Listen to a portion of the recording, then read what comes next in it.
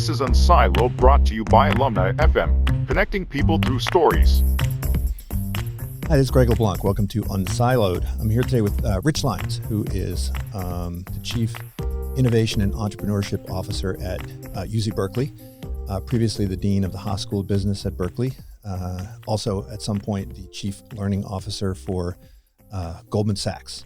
So Rich, I want to start up by asking, you started your career working on foreign exchange markets, market microstructure, all that sort of stuff. And now here you are, Chief Innovation and Entrepreneurship Officer for a university. So that's an interesting trajectory. I think each step makes sense. But what is this role? Where did it come from? How unique is it? Do other universities have a similar position? What's kind of the background story behind the creation of this role?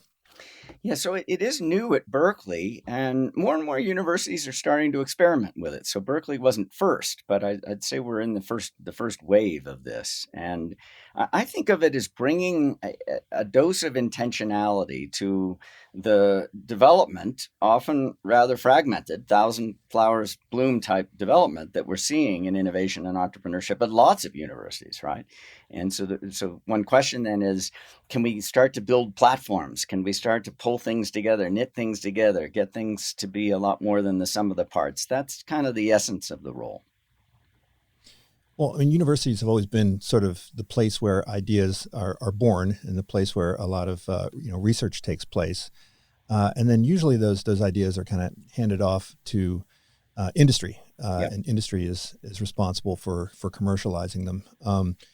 I think Fred Terman came up with kind of a unique model at Stanford, and other universities were slow to adopt that idea. Do you think that every university is going to sooner or later have to, think more intentionally about interfacing with the commercial world and the outside world when it comes to idea generation?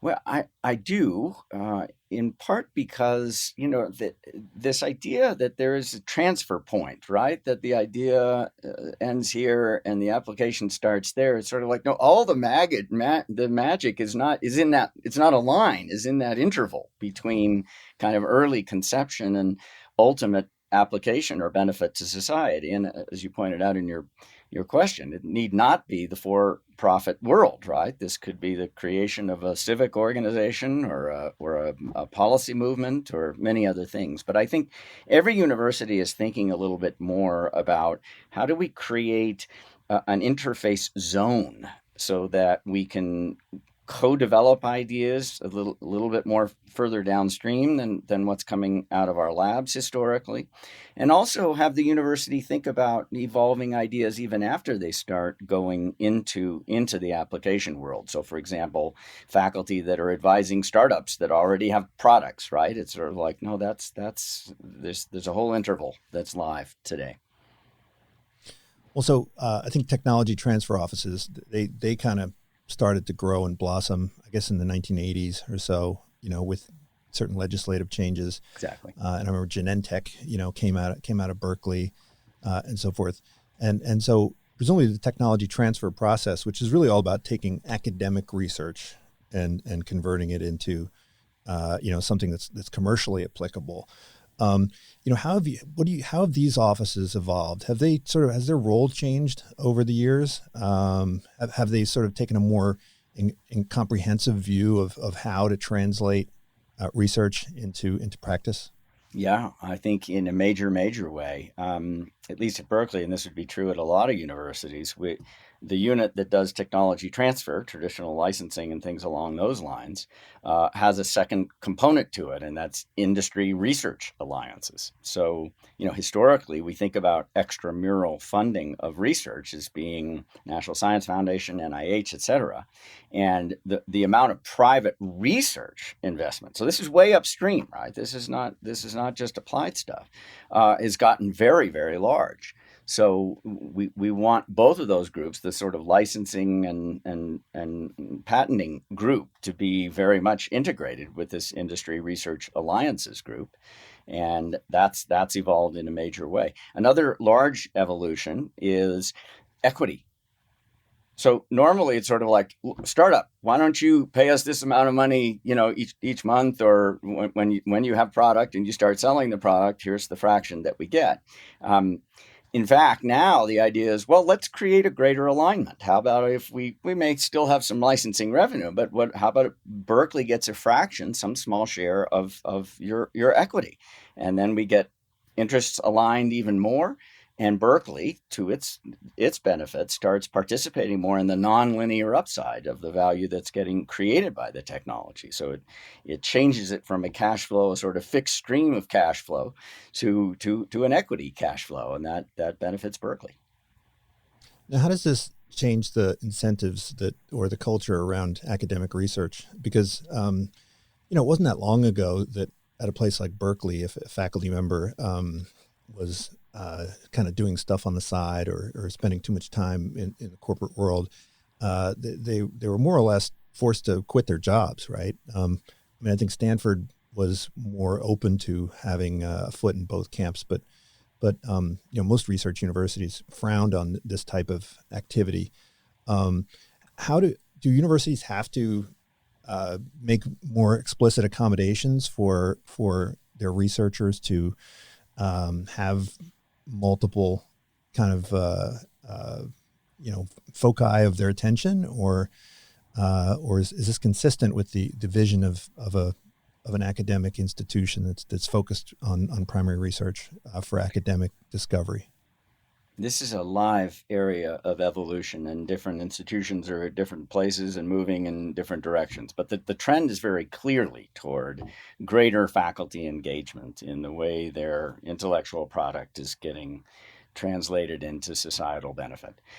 Ultimately, there's got to be some kind of guardrail on conflict of commitment. It's sort of like, wait a minute, you're spending, you're getting paid by this institution, and you're spending all your time out there. So you have to manage that at some level. But it's hard to find an institution that feels like it's gone too far yet. And most institutions are trying to figure out, all right, if our faculty in the past, for example, when they go up for performance evaluation, faculty have sort of thought, oh, I'm not even going to put in there that I've been advising and helped co-found a startup because it might not be looked at as a positive thing.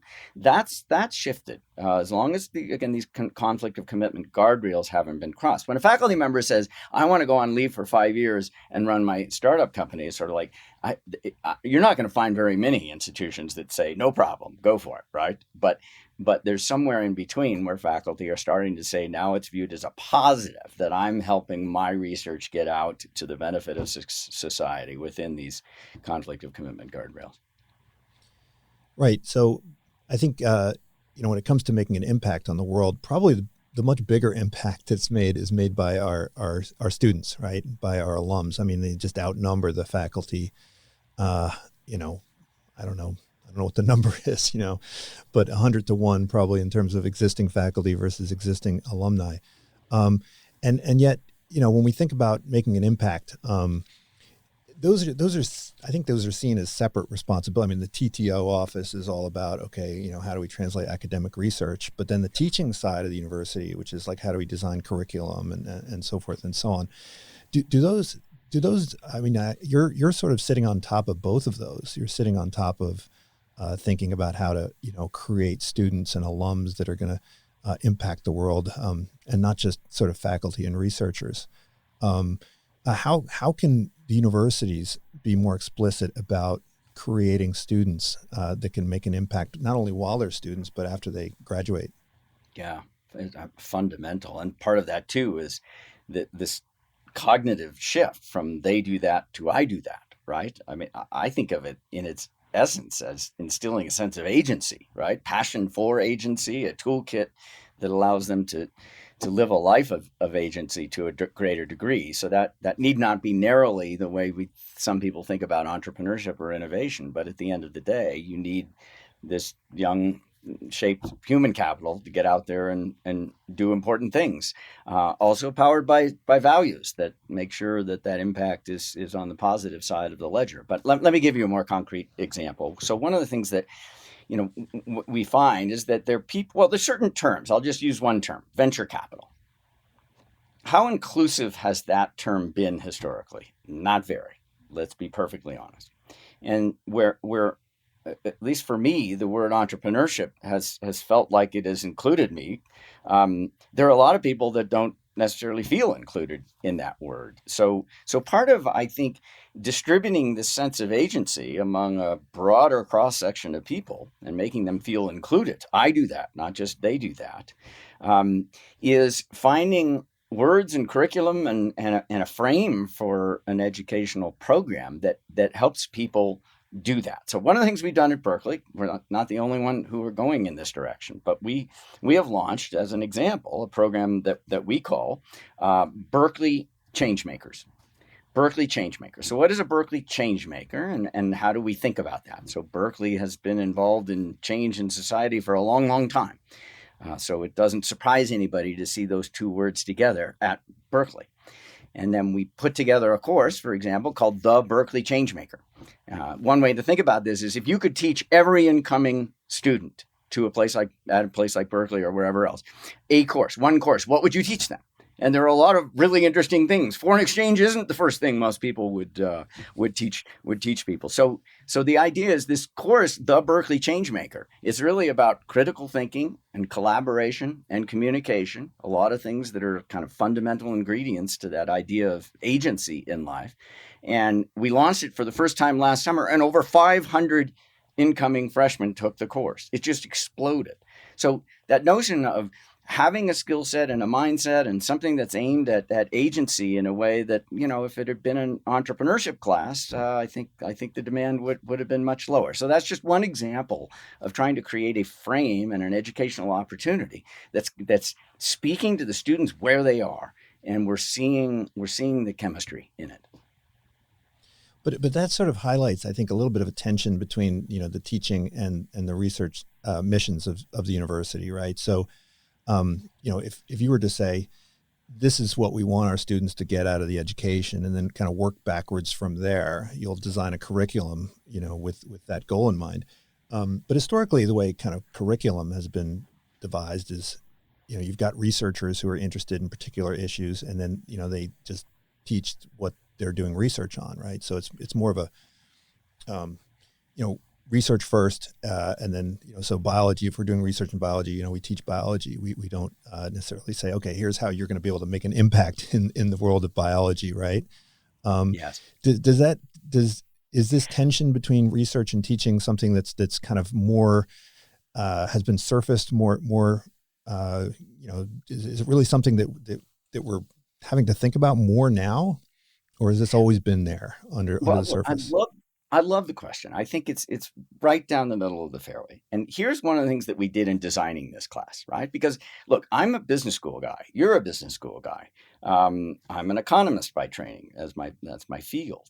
And so when I think of agency, benefit to society, my mind does naturally go to a certain place. But we interviewed about 20 different research faculty on the Berkeley campus, and we asked them questions like, what does change making in your field look like? Mm-hmm. And so Jennifer Doudna, what does she say about the pioneers, the intellectual pioneers in her field? What did Carol Crisp, the chancellor, say? We interviewed Carol Crisp. We interviewed Janet Yellen. We interviewed a bunch of deans and a bunch of it doesn't come at the exclusion of that intellectual pioneering activity. We wanted to integrate that because agency in the world of ideas, we sort of felt like that it's got to be capacious enough to make room for that. For many students, it does go to a more practical place, but we tried to integrate both. Right, and business schools have always been both praised and criticized for having a very practical mission, right? We're trying to create people that are recruitable. We're trying to create people that will be successful. We're trying to create people that are going to ultimately donate money back to the university, right? And I think that if you fail in that mission, it becomes kind of pretty clear when it comes to applications and placements and so forth. But I think that's also one of the reasons why business schools are considered, by other parts of the university to be a little bit, they're not taken as seriously in some ways because precisely for that reason, the purity of the academic research mission seems to be watered down to some degree. Are more and more are other departments becoming more like business schools in that sense? And is that a danger that once you start thinking in terms of how useful it is? I know the British government has begun to cut back on investment in say humanities, for instance, because of the belief that there's no immediate direct applicability or job placeability in those fields. Well, one way we'd like to think about it is that we'd like to push both boundaries. It's sort of easy to say, if you're pushing on A, you're not pushing on B. In fact, you're pushing against B, and vice versa. I can think that's kind of a natural mental model for people. But I'll use a super concrete example: postdocs. Sort of like almost every postdoctoral. We have 1,500 of them on the Berkeley campus at any given time. Almost all of those postdocs have as an aspiration the best research career at a great research university that I can get. And 10, 15, 20% max actually achieve that. And many of them go into industry. And so the idea is, can we help? We've developed programming to help open the aperture of these postdocs so that if that academic career doesn't happen, they actually have more of a skill set to fall back on. We think that giving them that skill set, running them through the National Science Foundation's Innovation Core, so-called I-Core, and other programming about how businesses get started and how research actually gets translated into benefit to the real world, whether they become a founder or not, a line of sight into that, we think gets them a better academic position, right? That actually makes them better at being an academic. So that's not kind of the lifeboat model. You're either in or you're out. Look, yes, I'm a business school faculty member. I'm an economist, but the idea that Berkeley or any great research university is all about finding job opportunities for its students, right? That is a dangerous place to go if you're doing that in too narrow or singular a way. So I mentioned those three content areas of this Berkeley Changemaker curriculum. The first one is critical thinking. There isn't an academic at Berkeley that doesn't think critical thinking is sort of fundamentally on the academic purity end of the scale, right? How do you come up with better questions? How do you ask better questions? How do you read critically? How do you write in a compelling way? And so some of these kinds of things make us stronger on both fronts. And so when we feel like, or if people feel that we're becoming too vocational, then that's feedback we need to hear because we need to keep the aperture wide. Yeah, I think there's definitely been the number of PhDs that are produced far outweighs the number of faculty positions available. And I think a lot of schools just kind of, they just kind of forget the people. I mean, they kind of abandon them. And I know I've met a couple of our PhD students who are working in industry who graduated 10, 15 years ago. And I think their dissertation advisors were very disappointed that they had to, go and work at these low tier places like Google, and of course, now they're, those people are in high demand as speakers in our classes. But to get back to this idea of critical thinking, I mean, I think all faculty members would agree and all employers would agree that something like critical thinking is absolutely necessary. But there are no professors of critical thinking, right? There's no department of critical thinking. So when I was at Duke many years back, every single incoming freshman had to take a class in rhetoric. But there wasn't there wasn't a rhetoric department. Instead, it was that every single graduate student had to learn how to teach rhetoric because it was presumed that they had to know this stuff as well in order to be successful graduate students. So, is there a tension between the need for the content in the curriculum while there's a need to staff, say, faculty within different research domains? How do you match that up? How do you make the connection between what the students need and what the research priorities of the university are? Well, I think one of the just a quick story that goes in the direction of your question. So I've hope I've always had a clear enough conception of what that phrase critical thinking actually means. A faculty member by the name of Lisa Wymore, who is the chair of our theater, dance, and performance studies department, she mentioned to me that she didn't say it quite this way, but basically she said, do you understand how important empathy is to critical thinking?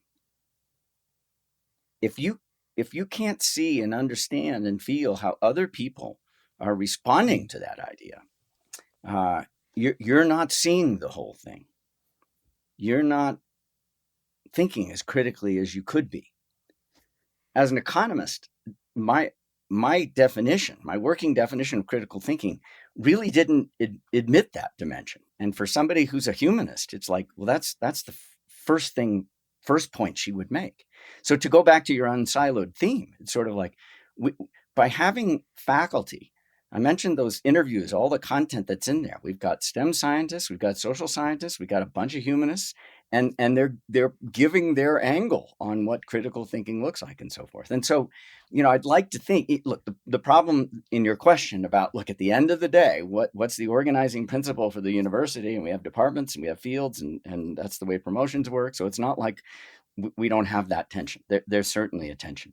But I think by having this kind of platform where we can pull people in from the humanities and social sciences and STEM fields and professional schools, and each of them has a little different view on what is critical thinking and what does collaboration mean and how does it happen and to what use do we put it and things like that. It feels like it's creating an even richer bundle than if we'd had a single department of Berkeley Changemaking. Yeah. So, when we talk about curriculum, I mean, most companies that are selling products, they have kind of chief content officers, right? I mean, people who are responsible for the product, chief product officers. We don't really have kind of a chief curriculum officer at most universities who are responsible for, like, hey, what is it that we really want to teach? These things kind of evolve and in fits and starts. We at Berkeley, we just introduced a really huge initiative around data science, and I think the original goal was to make sure that pretty much everybody across the university had access to data science in one way, shape, or form. Mm-hmm. But these changes, I mean, they're very, very slow, and they're very, very difficult, and they're very painful. Kind of the organizational structure of the university is not designed for agility. And so as chief innovation officer, I mean, we can talk about kind of the content delivery and how the business model of the university is probably going to have to change. But just in terms of kind of content and, what it is that we're teaching, how do we make sure that the inside world, what we're doing inside the university is moving with the same level of change as the kind of the outside world? I mean, how do we take this change-making skill and kind of make sure that deans and administrators and faculty, are as interested in change as perhaps the consumers are? Yeah. Aim it back at ourselves. Perfectly fair. I think one of the reasons I mentioned this course that we put together, and there was a team of people working on it, obviously, that we launched this last summer that over 500 students took. So there was no requirement. Nobody said you have to take it. So I think of it as demand driven. It was a demand-driven change. And when people ask, and that class had, as I mentioned, a little over 500, we built some connector courses to that. And in 3 semesters, summer, fall, and spring, we've served over 1,200 students. So people are asking us, how the heck did this happen so fast? When this team started talking about this Berkeley Changemaker curriculum about a year ago, literally. So from March to summer, we had to build a class and launch it. And I think the quick answer is because the team working on this is not a decanal unit. There is no department. There's no faculty. We had some donors that said we had to bootstrap it on the funding. So there's no budget. But donors like the sound of it. And like any startup, they're pumping in chunks of money.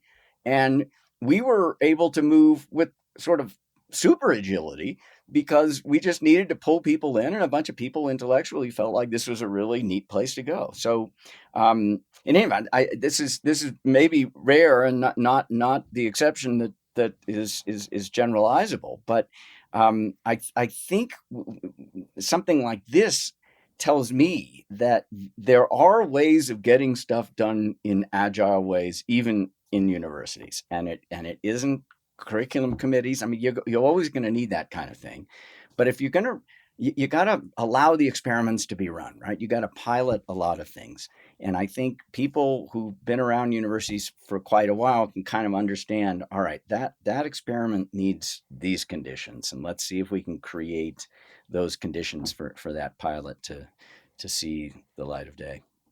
Yeah, and some of the more innovative companies, they have a very conscious experimentation policy, right? Where they have, whether it's an internal R&D department that can rapidly evaluate experiments, or whether they have an open innovation initiative, or whether they have kind of a corporate VC arm, or there's lots of other techniques that are used out in industry. The universities have, I guess, been kind of incorporating in little ways. I guess the bigger question, and just to get to the big question, is, do the universities even have a future? It's hard to imagine a world without universities. We've had them at least since the 13th century. But we've had post offices, and we had physical banks, and we've had a lot of different things that are now disappearing. And the fundamental way of teaching hasn't really changed all that much since 13th century University of Bologna. You've got professors, and you've got students, and you got desks, and so do you really think that the university is gonna remain as a central institution for the transmission of knowledge? And if it does remain, will it be recognizable to us in 100 years? Well, you use the phrase transmission of knowledge. When I think of a university, I think of great research universities. I think about the creation of knowledge. That society needs a knowledge creation capacity, and always will. So I don't know anybody who disagrees with that premise. Now, you could then argue that universities is not where it's going to happen. But what we've seen, as you well know, over the last 20, 30, 40, 50 years, is that the commercial sector has basically said, no Bell Labs and no Bell Labs, et cetera, that it's sort of like universities are where basic research is happening. So where will basic research happen in 50 years, if not within universities? I'm not seeing any sort of competing model to disrupt universities in terms of the knowledge creation part of it. Now, the knowledge transmission part, as you just said, 10 years ago, people were saying, boy, you universities, your knowledge transmission game is over. And that, online ed is going to disrupt you in a matter of years. There's been some disruption, but we're still very much in that game. So I think the real question is, if universities are going to be at the center of knowledge creation in society, how do we build a financial model that's sustainable, that allows for the right kind of transmission? So if there's a kind of commoditized transmission, that's probably not going to be done by universities. But graduate education and certain elements that are a little bit more labor intensive are very likely going to be in the bundle that remains of universities in 30, 40 years. That's my sense. Right. So you think perhaps that the bundle that's existed historically, where the knowledge creation and the knowledge transmission are kind of under the same roof, and there's a bit of a cross subsidy. I think that the knowledge transmission has been certainly in business schools has been a revenue generator that helps to fund the research bit. Kind of like in certain countries you have companies, and then you have the company foundation, and the foundation is doing all this great stuff, and it's funded by the profit making side of the business. If those did become unbundled in some way, this would presumably create a financial threat, right? It would disrupt the financial model for these institutions, and that would either increase the need for governmental funding or increase the need for corporate funding. But corporations seem to be happy funding their own internal initiatives. Where will the funding come from for the knowledge creation piece? Well, this is conjecture, right? It's a good question. I think one way to think about that is, I won't mention any names, but there are some accelerators out there, private sector accelerators that have been operating for 20 or 25 years that, as I understand it, have an endowment that looks almost half the size of Berkeley's.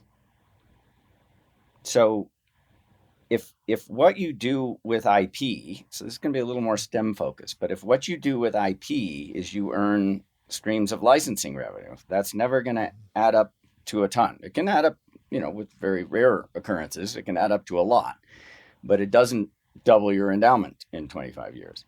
But I think that notion that we're going to start to participate as an equity participant in the enterprises that get created from our IP, I think that is a qualitatively different pipe that could be one of the sustaining pipes for that shifted mix toward basic research and away from more commoditized education. Yeah, and this is in line with the your earlier point about how kind of technology transfer offices are promoting entrepreneurship as well. So it's the faculty members that are themselves also equity participants, and so their interests are aligned with that of the university. Yep.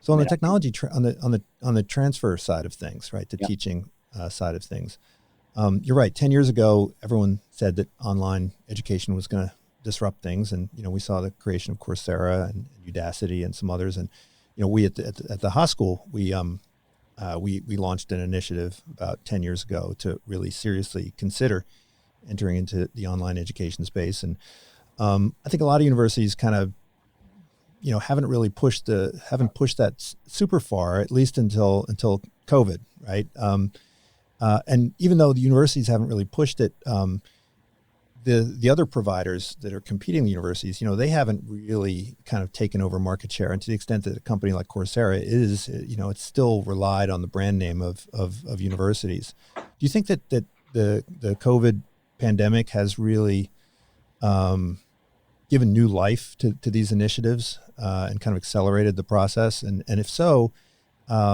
what's that going to look like? Because I know there are a lot of people at universities who are just thinking, wow, as soon as this COVID thing is over, we can just go right back to what we were doing. We can pretend like it never happened. I mean, is that the sense that you get, or are there folks that realize, hey, this is a change that's never going to go back? I think it's human nature to kind of hope that the status quo ante can get restored. But I think implicit in your question is the idea that some pretty fundamental parameters have shifted here. There are also, I think, a lot of remote learning opportunities that universities have built some know-how and some revenue streams based on, right? So the idea that as things go to digital and potentially more commoditized offerings, universities, many, are participating more heavily in that. So there's room there. I think the essence of it, though, is really, what is it about the on-campus bundle that is special? I think every university is sort of like, look, we just delivered all our courses. We just did it remotely. And it's like, it wasn't what we had before. So nobody'd ever force us to run that experiment. Sort of like, all right, let's cut away all the other stuff and see how it works. And I think the idea is, in many ways, it worked really well. And in other ways, everybody realizes, oh my gosh, it is just such a different product. And so, when I think about my own experiences, it's like, it's being in that room with three other people working on the problem set. When somebody walks up to the board and starts writing stuff, and it's like, how are you doing that? How are you framing this? It's those magical moments where it's like that elbow to elbow. So in some ways, it's the convening power of universities. And I think people who are digitally oriented would say we're getting better and better at convening power as well. But I think that bundle of shoulder to shoulder, elbow to elbow, and how does the personal development happen through that medium? I think the pandemic has called that question in a fundamental way, and ran an experiment on us in a fundamental way that will make our thinking richer in that sense. Well, I think it's really pointed out that, there are comparative advantages to the different delivery methods, and rather than having these two mutually exclusive, delivery bundles where you have pure online versus pure bricks and mortar, I mean, there's a spectrum, and there's a lot of different ways that you can divide up the content delivery and use the right channel for the stuff that makes sense, right? Absolutely. And the kind of convening power that the university has, whether it's the protagonist in a case or this or that alum. I mean, we could have alum in the San Francisco Bay Area who lives in the South Bay 40 miles away. They're just never going to drive to Berkeley in a commute hour. They're just not going to do that. But we've been able to bring together some absolutely extraordinary people and bring them into the classroom and into our students' learning that we wouldn't have been able to before. Now, it may be that Coursera and other players have the kind of brand and reputation where they can do the same thing. But I think, when a top research university calls somebody and says, can we have a half an hour on a Zoom call? And there might be 1,000 people on the other side of the line. That's universities have a comparative advantage at delivering that kind of thing, not just with their alums, but I think with high profile people more generally. Well, and I think that if we does resemble other markets, other media markets, it's a winner take all type of business, and the top universities like Berkeley and Stanford and MIT and Harvard, there's no limit to their scalability, at least for that subset of content delivery, right?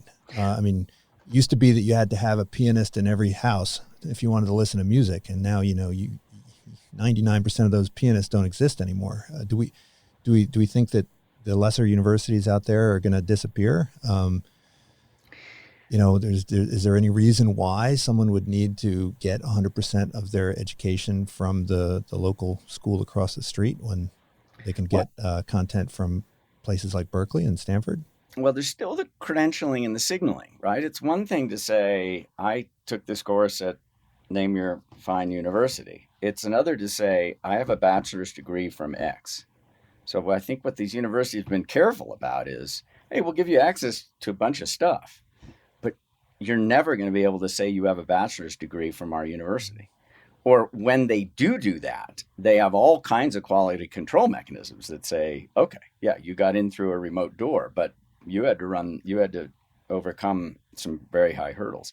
So I think as long as we live in a world where that credential is made scarce, and it still remains very, very scarce, you could imagine somebody saying, I could take all these courses, the same courses and the same content, and maybe better. You used Harvard, I'll use Harvard as an example, from Harvard, but I won't have a degree from Harvard.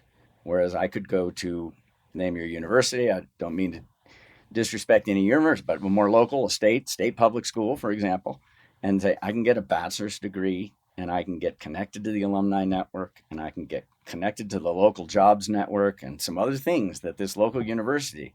So if it's just about the classes and I don't care about the degree, that Harvard program may work for me. But when we say winner take all, it's not just winner take all in the delivery of the content itself. Is it really winner take all in the whole bundle? The credentialing, the access to local jobs, that kind of thing.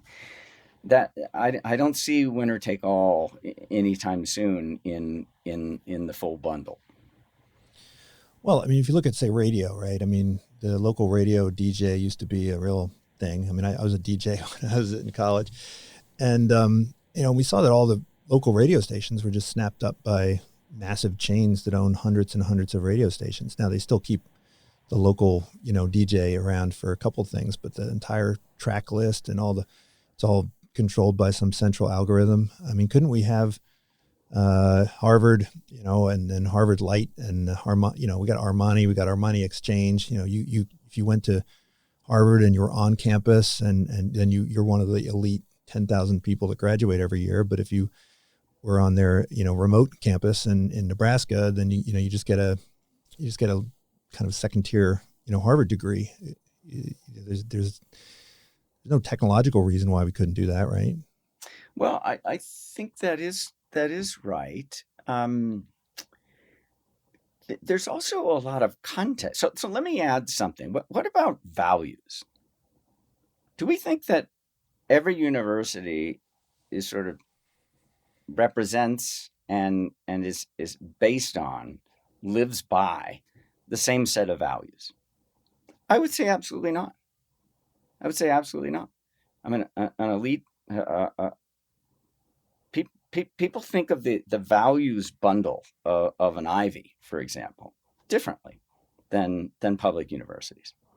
Now, part of what I think people are demanding is something as intangible as values. That this institution is closer to what I'm about. And somebody could come to that conclusion without ever sampling a class, I think. And so as we think about the total product, that wider product, we're not in kind of an increasing returns environment where it's sort of like, look, let as many people on the platform as you can, and the more that come, it's bang, they're all going to get more out of it. So I think, we haven't traditionally thought of one of the competitive dimensions of universities being things like values, but I think increasingly we will. Now, one might imagine that if that does become a really central competitive dimension, that there might be sort of categories or subcategories of values or constellations of values, and people will select that might be kind of winner take all-ish within each subcategory. But I use the example simply to suggest that when we think about the total product of education, I mean, we really have historically not thought about values as one of the fundamental elements being delivered. And I think increasingly we will, because I think people are needing that and demanding that more of the institutions that they're tying their own reputations to. And I think this is probably one of the biggest impacts that you've made is that you were, when you became dean at the Haas School of Business, probably the initiative which has left the biggest legacy, and the one for which you're best known, is this culture initiative. Could you tell us a little bit about how that came about? The idea that if you're going to differentiate, you got to differentiate in a way that's difficult to imitate, and culture is very, very difficult to imitate. This could be strategy. I know your background is in finance, and now you talk. Everyone talks about how you also are now organizational behavior thinker. But this is also a key strategy, right? It's a differentiation strategy. Yeah, I think it is. We've all seen superficial efforts at culture, right? So you put 5 words on the board, on a card, on a poster, and now you've got a culture strategy. So I think there's naturally a lot of skepticism for people. I think rational skepticism that this is a deep differentiator. So we went into it knowing that skepticism is there. It's rational. So what are we going to do that's real? And part of doing something real is all these people that are applying for admission, just to take an example, but one of the important decisions for any university is who gets in, who are you saying yes to? And if you have a set of principles and you can say this person has great test scores, great GPA, and great work experience, and we're going to not admit them because they don't line up with what we're talking about. You have to do at least that sort of stuff for this to have any teeth. So we kind of knew that going in. But if you ask most presidents of universities, let's just go up a tier, right? Presidents of universities, are you in the values business? Most of them, first of all, they would pause for a while. I think there'd be a little discomfort in the way the question is framed. If instead you ask the question, are you in the character business? Boom, you'd get an answer immediately. You bet your life we are. So there's space between those two questions. I think the space is really interesting. So part of what we wanted to do is, did we feel people were selecting us as a business school among really top business schools because of this kind of intangible thing, like the values that we stood for? And we got some sense that the answer was yes, but we had never codified anything. And if you've never codified anything, using it for admissions in anywhere close to intentional way is just not going to work. So, we looked at that kind of uncodified culture and said, let's codify it, let's drive it into our processes, let's see what we can do. That's what we worked on. But just to conclude this, I mean, at the end of the day, people say, well, show me, where's the data? Let's be a little evidence-based here, please. And so we put out a survey of our MBA. So the first year class, every school does this, but one of the questions we asked them in the survey is, if you had to pick one reason, and you only get one, why you chose this business school over others. And in the full-time MBA programs, as you know, people tend to get into 2, 3, 4 good schools. They don't just apply to one school. And the third most cited reason was Silicon Valley Bay Area. I wanted to get my MBA in this zone, this geography. Second, which was pretty close to that first, second most cited, was reputation, ranking, reputation, kind of that bundle. The most cited reason, with 3 times as many sites as either of those first two, culture defining principles. We framed it as defining principles. So this is people's decision whether to come or not. And being asked, you would get to only pick one. What's the separator? We didn't use this term, but what's the competitive separator? Bang. And so I think what that taught us is, if you're willing to be convicted and you're willing to make hard decisions, I mean, you have to let some perfect, entry exam scores go under this strategy. I think people are really hungry for institutions that are taking what they feel like is an authentic stand. Now, how do you make this work, though? Because if it was simply a matter of screening, right? It was simply a matter of evaluating applications and doing interviews and identifying the folks that have a certain set of values, a certain character. HR departments could just leapfrog over the whole school and do it themselves, right? So it has to be a costly signal in some way in order for it to work. Or it has to be, that there is some transformation that takes place through the educational process. So it's either transformation, or it has to be a place that makes it so uncomfortable for those people that those people would never, accept admissions. And so it is a credible signal. So how do you craft the educational experience so that this is actually a meaningful and credible signal, so that when you graduate people out of the institution, and you say that they, live these values, it's actually an accurate description. Yeah, really important question. And selection isn't enough. I think most people would say selection is a necessary condition to have selection take this into consideration.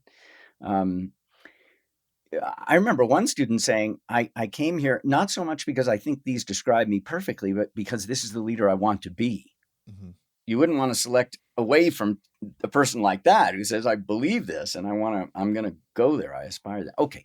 To answer your question more specifically, though, when we first did this, just being perfectly frank, if we told the faculty, hey, in your teaching evaluations, we're going to ask the students one of these 4 principles. I won't walk everybody through them, but one of them is confidence without attitude, confidence without arrogance. And so if we told our faculty when we first launched this, given all the rational skepticism, I get it, that we're going to put, whether you conform, whether your classroom behavior as a faculty member was consistent with confidence without attitude, for example, they would have said, no, you're not. No, you're not going to do that.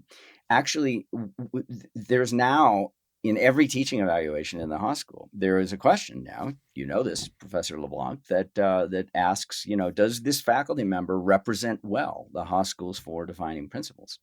So that's one of those changes where it really wouldn't have been legitimate to try and do that right off the bat, but that sort of changes the way the students see that question, the faculty see that question, and so forth.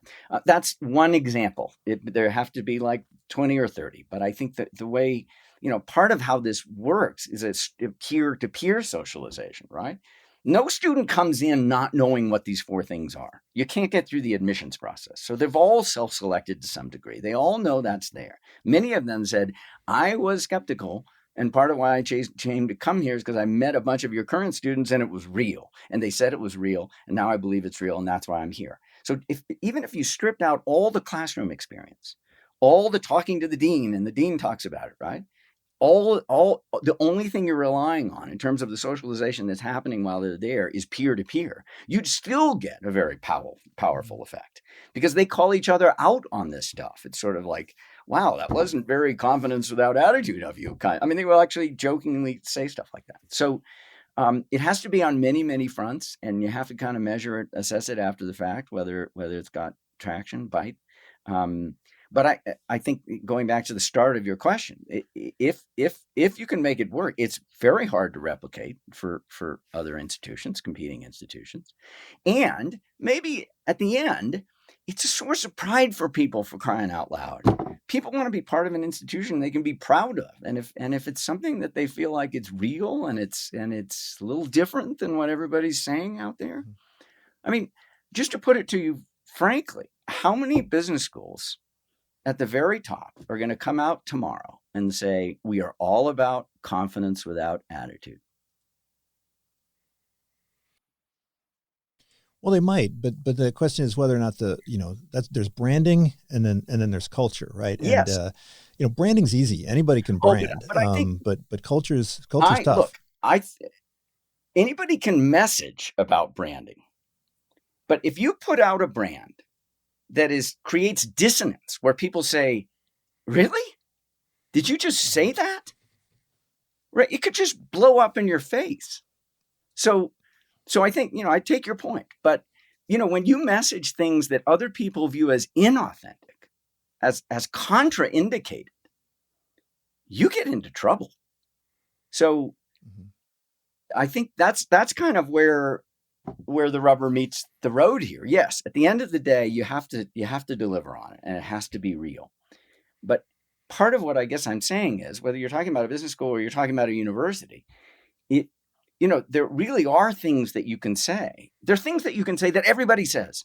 Excellence. Well, yeah. Not to take away from excellence. It's like, everybody says that. Mm-hmm. Say something everybody's not saying. Say something that would create dissonance if those others said it, and then go for it. And so I think that's where competitive separation comes from.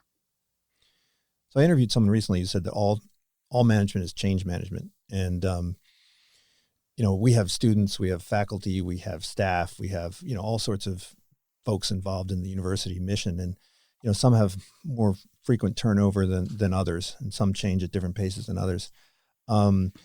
If you introduce a new culture, is it difficult to kind of make sure that culture is, or at least if you're trying to strengthen an individual culture, is it harder to do it with sort of the longer lived people, or is it harder to do? I mean, because you can turn over students every 2 years, but there are people like faculty members who are around for decades. Yep. It might be difficult to get them to buy into new elements of culture, right? Yeah, couldn't agree more. I think, if you're codifying, things that are sort of understood, that don't get codified and look dissonant to people, right? So when Berkeley said question the status quo, that was one of the four. It's not like the faculty heard that and said, really? What do you mean? It's sort of like, but we put some words to it. Still, I mentioned there were a bunch of implementation execution levers where it's like, no, that lever isn't available. The faculty wouldn't let us do that in year 1 or year 2. Show us that students are selecting us based on this. Show us that companies are coming to recruit at Berkeley based on this. Show us that donors are saying, this is part of why I'm giving this gift. Show us, right? I mean, you got to put a benefit statement on things for people. And that is good old fashioned change management. So I think, that's one of those audiences where it's sort of like, this is a 10-year process. This isn't a 10-month process.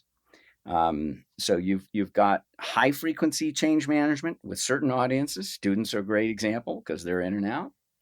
You've got it's lower frequency with staff. For a lot of those tenured faculty, it's very low frequency.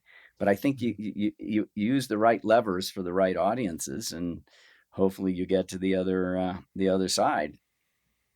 And to go back to your scaling point, it's clear that we can scale like remote delivery of content. But I think you're implying that scaling culture is hard. I mean, we know that small companies, when they become big companies, they lose a lot of their culture, particularly the companies that are very dynamic and the ones that are entrepreneurial. Do you see obstacles in taking, say, the kind of culture that a place like Berkeley has developed and scaling it out? If we were to expand, say, our content delivery, would we be able to infuse that content delivery with some of the aspects of the culture? Super question. I think the jury's out. I think if we're thinking about the content delivery as bits and bytes, you might imagine that there's no culture dimension to that. But I think as we start to think about, well, how does socialization to a culture happen? Like, what's the onboarding experience? What's the first experience you had when you took this class at Berkeley? If there's some message around, to use the example of what we were just talking about, a value being question the status quo, or a value being confidence without attitude. If that starts to get integrated, impounded into every course or in every discussion session or in every, and you can do it in ways that make people gag, and you can do it in ways where it's sort of like, we're just reminding you that's what we're about. If you want to go to that other program, they are about other things.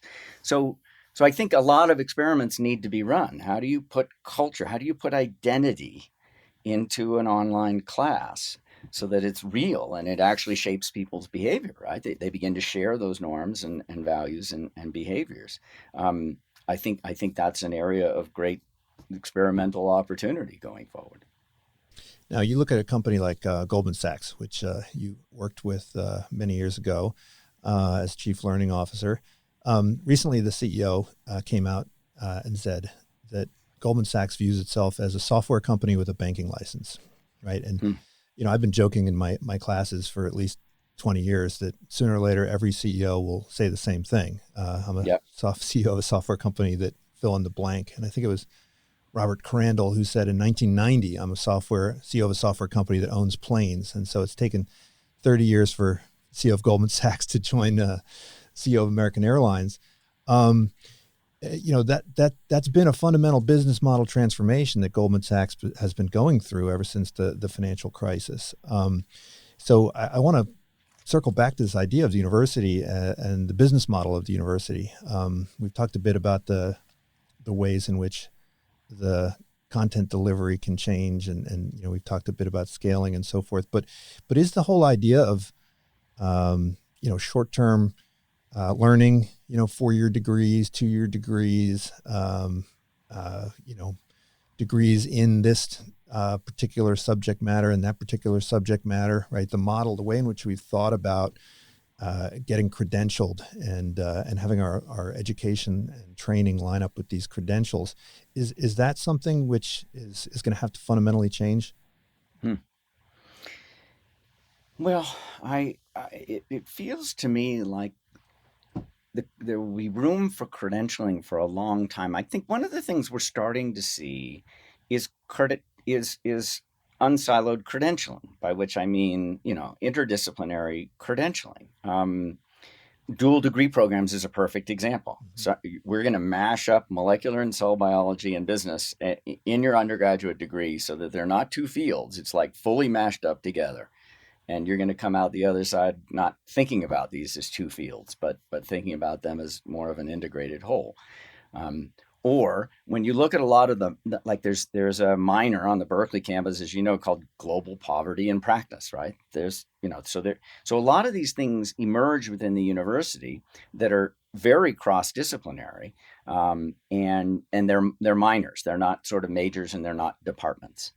So I see a lot of that kind of experimentation happening, one level below the major and the department. But I think that people are starting to take these credentials ever more seriously, right? That here's a credential where it's like, wow, that's actually quite special, in part because it does pull together so many things. So I think I think that's kind of the way it's playing out in the near term, are these de facto micro credentials, or you could call it a kind of badging that's happening within the university inside the university arena, that is getting valued more and more highly externally. Then beyond a certain point, I mean, Google announced that if we're looking at people that are have already had employment, we don't really care what school you went to, right? We really don't care what certificates and degrees you have. We just care about like what you can do. And who you are, what kind of character do you have? What kind of capacity for learning do you have? What kind of skills do you bring to the table? So, I think for a lot of our universities, we bring the students in, we give them a degree, we give them a handshake, we send them on their way, and then we, shake them down for money, right, for the Alumni Association. And you and I have talked about this a bunch of times about, the idea of lifelong learning. But lifelong learning it's difficult to implement because you've got these different silos and buckets within the school. You've got the degree programs, and you've got the alumni offices, and you've got executive education, and they're not part of a unified vision of kind of a lifetime relationship that people might have with an educational institution. What would have to change in order for education to move from, say, a product model to a subscription model, or a true lifelong learning model? Yeah. Well, education as a service, that transformation you and I have talked about in the past, and you've been one of the leading thinkers on, at least for me. You, part of it, let me go back to something implicit in your question and then try and answer it even more directly. But you said, Google and other companies are sort of saying, we don't care what university you went to. We just care about your character, among other things. So this idea that maybe the university you went to and that crucible, that set of experiences actually had quite an influence on your character. A sense of entitlement, for example, or a sense of, there are things that get associated. It doesn't mean it's a gross overgeneralization to say everybody who went there is like this. Nobody would ever say that. But are there correlations and associations with different universities that reflect on character? Of course there are. So it's even hard to separate those. But going back to your subscription model idea, I think part of it is, well, let me ask, you don't have to answer this question, but rhetorically, if we asked ourselves the question, what institution has been more important in your life than your undergraduate alma mater? For some people, it's a faith institution. It's not like nobody has an answer to that. But for a huge fraction of people, the most identity-marking, life-marking institution, by far, is their undergraduate alma mater. So that's the starting point. And I think if you have that as a starting point, then people, the idea that there's a lifelong relationship, it's like we've kind of framed the lifelong relationship as you're part of the Alumni Association now. And it's sort of like, what if we start with the idea that the foundation is this profoundly identity-making experience that one has for 4 years, how do we design a subscription model or a service model that is tantamount to that is sort of respectful of the role that universities have played in our lives, and it doesn't feel like we've got there yet. It really does feel like we, it's here's our product. It's kind of like, what you were talking about is like we're a software company. It's sort of like, is our product really the degree? Is it really the class? Is it really the major? Is it the bachelor's? Because in some sense, even those things aren't enough to add up to that institution has been the most important in my whole life by far. So right, it's often the relationships that are formed at that moment that continue for a lifetime. I think that's a fundamental part of it. So if universities start to frame what they're doing in that larger sense, I think that they will re-envision their service offering, and it will look much more like a service and much less like a product. And we're already seeing this to some degree. I think if you could measure I'll take Berkeley as an example. I think Berkeley's connection to it's got about 500,000 as a university living alumni. Its connection to its alumni 30 years ago, on average, versus its connection to its alumni today. Very large delta. And Berkeley's put a lot into that delta. But I think that it's not like we're at an upper asymptote here. I think it's exponential. I think there's so much room to get alums connected to the university in spiky ways, in ways that sort of leverage their superpower. get them involved in classes. I mean, imagine a platform that basically said for alums, here are 1,000 different ways you could get frictionlessly re-involved in the university. Mhm. I mean, if you could imagine that platform. And it's sort of like, oh my God, I think an awful lot of alums would say, yeah, I'd love to do that. Nobody's ever offered me that platform. And little pieces of that platform are getting built out and more, and we're seeing this incremental. But I think I view it as vision scaling. We haven't talked about vision scaling today. But I think when you see something and then you realize, let's paint a picture of kind of the limiting example of that. What would that full platform look like? It's like, well, that platform is going to get built step by step. And the end point is going to be something where it's like people, their whole lives are going to have it's not just that we have courses and you can take them. It's sort of like, would you like to advise a biotech company? Mhm. Would you like to work in the art and practice lab? Would you like to give a talk in this or that? Anyways, if you thought about sort of the 1,000+ different ways that alums might engage, and then you ask, what subset of those are we currently offering them? It's a tiny subset. And we just haven't built out the platform to deliver the whole set yet. Yeah, and I think it probably, as people change jobs more and more frequently, people in Bay Area, they work for Facebook for a year and then they go work for Google for a year and they do a startup for a year, right? There's the source of identity that you get from your employer is becoming less and less important.